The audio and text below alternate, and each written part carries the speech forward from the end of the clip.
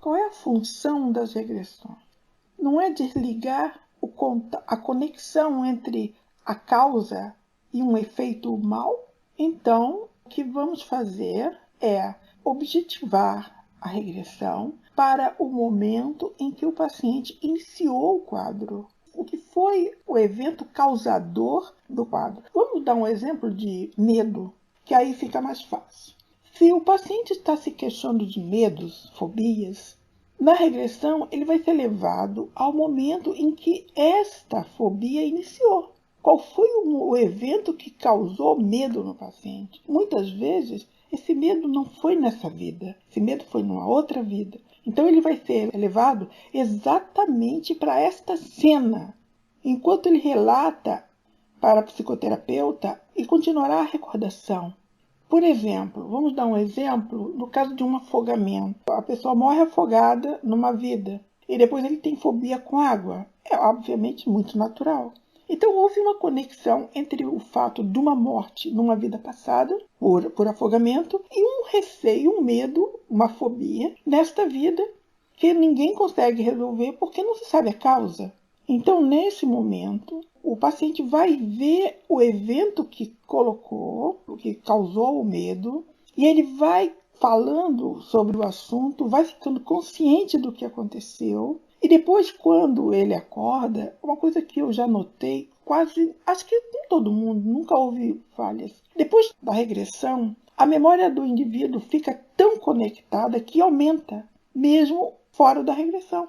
Ele vai percebendo tudo sozinho, por conta dele, sem hipnose, sem nada. E cada dia vai ficando mais forte essas memórias. Ele não para. Parece que desencadeou um processo que não vai mais suspender, até um certo ponto.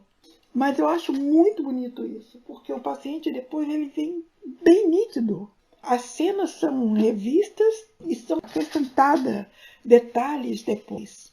Então, o paciente ele vai ter essas imagens e vai conseguir perceber a causa da fobia. Nos Estados Unidos, sempre houve uma terapia existencialista que todo mundo até acha interessante. O paciente tem medo de avião. Tratamento: entrar num avião e participar de um voo. Então, a gente chama de antifobia. Na homeopatia, você não trata o seu próprio semelhante. Isso é a mesma coisa que a homeopatia. O tratamento da regressão é mais ou menos isso. Você trabalha mostrando para o indivíduo uma cena que causou, que deflagrou o quadro. Cada regressão trará um conteúdo diferente, então não é possível prever o que será acessado. Mas todas as regressões, por serem oportunizadas, terão uma finalidade para o momento atual da pessoa. Há uma questão que muitas pessoas querem saber também. Eu posso ver várias vidas? Pode. Quem segue o critério da regressão é o próprio paciente. Então, ele vai sempre estar conectado, linkado a um momento que está correlacionado com os problemas dele. Vai sempre ser assim. Existem muitas pessoas que eu vou reconhecer pessoas de outras vidas nessas regressões. Provavelmente.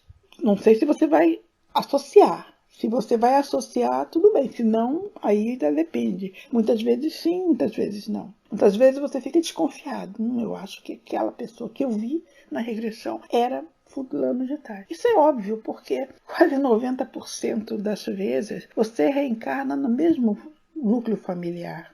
Quase 90% das vezes.